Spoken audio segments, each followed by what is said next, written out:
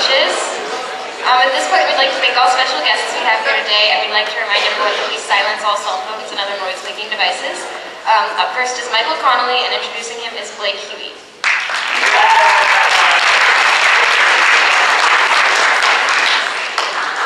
So initially, I tried to make this introduction entirely in puns to honor Michael's love of the mediocre form of comedy. But that was really hard. And after I wrote a couple, I realized it had no relevance, so I'm just going to read one random pun. I'm reading a book about anti-gravity. It's impossible to put down. Michael has been one of my good friends ever since the summer before 6th grade when we were both in the same lacrosse camp and had the same $20 lacrosse stick from Target. Neither of us were intimidated by the other because we both sucked. Over time, we became great friends, bonding over awesome things like Dragon Ball Z, our fictional rock band, Poison Orphanage, and more recently, FIFA. But occasionally, Michael would get embarrassed by me and leave me hanging. Like once in 10th grade English class, I referenced a scene from the third Star Wars movie, but Michael was too cool to back me up, and everyone looked at me like it was the weirdest thing I could have ever said. A good friend may have backed me up, but Michael sat there in silence, later trying to justify his actions, saying, "Oh, it wasn't really relevant." But regardless of that, Michael's uncanny ability to be accidentally seen naked, his world record as the slowest eater on the planet, his inability to eat any spicy foods, and being meringue, he is still one of my best friends, and we've already clocked the distance between Wake and Miami University, so we can still hang out in college. Good luck, buddy. Take care.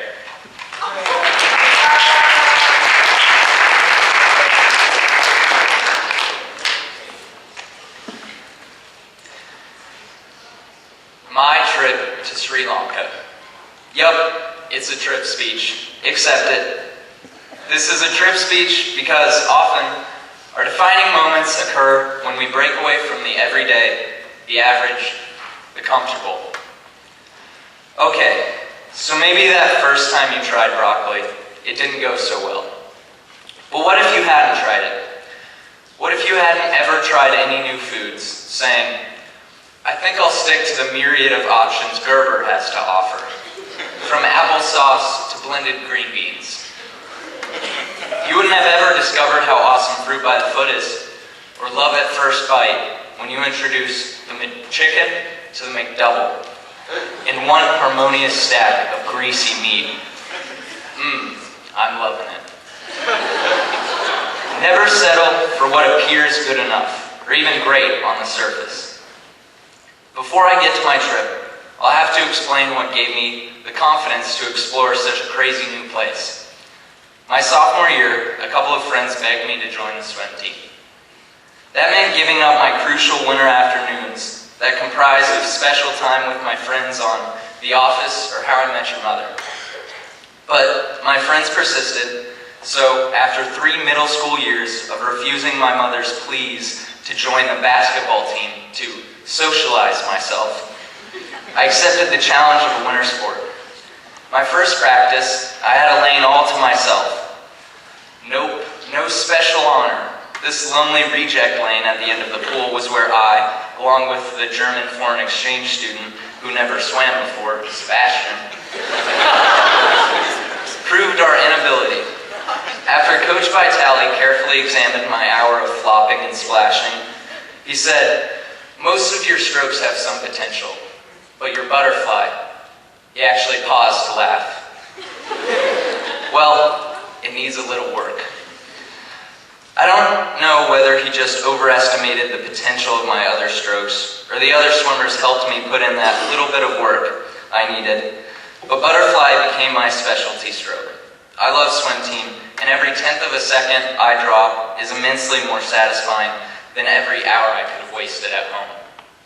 So, with confidence after successfully trying something new, I eagerly planned a trip with my mother to the exotic land off the coast of India, Sri Lanka. Aside from seeing elephants, I was especially excited to volunteer with the Ratmalana School for the Blind, an organization designed to educate the blind up to age 18 on how to become entirely independent members of society.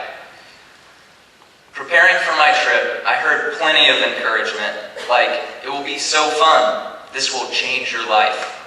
It will look so good on your college applications.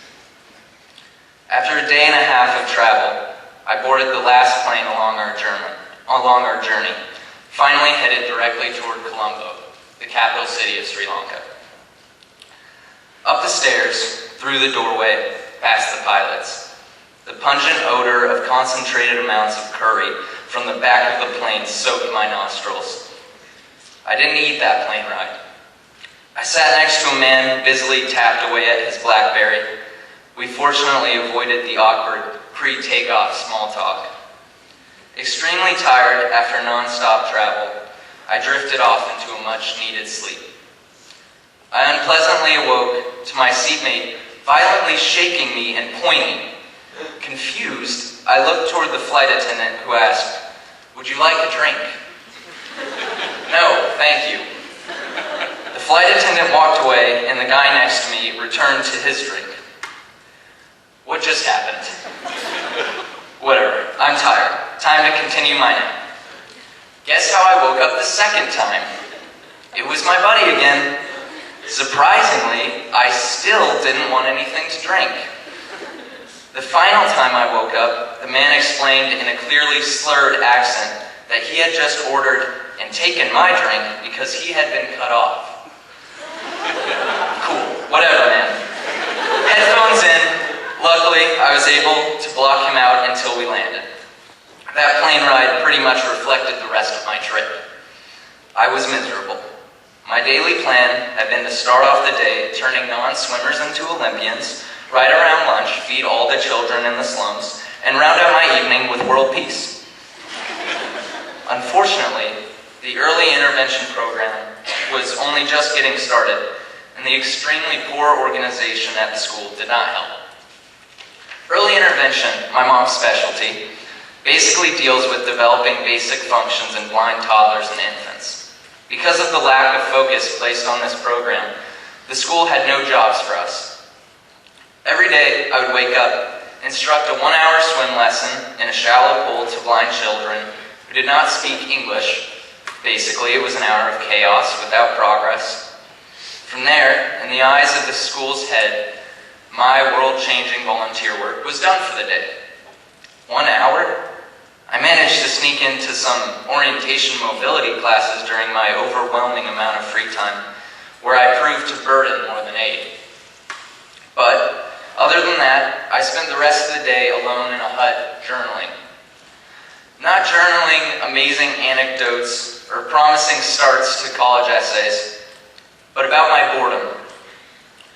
One passage reads, "I'm tired. Swimming went okay. One kid, cabined up, is a natural and learned to float on his back." Day 2 follows with, "I don't know when lunch is. School's clock tower is 4 minutes and 37 seconds slow, which makes the day feel longer." Day 3 got a little interesting. "I'm currently donning the green sleeveless my mom bought for me. I don't know why she bought this. I hope there are no pictures." My expectations have been too high, and my experience too lacking. Any minor accomplishments I had made were insufficient. My father has always taught me to be thankful, even if that means stopping in the middle of the first run, every ski trip, to take a moment and view the never-ending mountains piercing the horizon. So, why can't I be grateful for such a rare experience that most people never have the opportunity to take? Am I spoiled? I don't like to think so. I know that while I traveled thousands of miles and wasted 4 days on planes, a better person remained in Kentucky, utilizing every minute volunteering locally. It doesn't take some grand gesture or lavish trip to change the world. Just one dedicated person in every area. When I left for Sri Lanka, I thought I was breaking away from the norm. But I was really comfortably resting underneath a nice-looking surface, gaining praise for, essentially, a unique vacation. I, and especially my superstar role model of a volunteer mom, had left with good intentions, but I believe they were misguided. Do something, not because colleges think it appears fancy or others tell you it's important. Do something you will be proud of. Do something you passionately believe in. Because if you really want to, you will make an impact.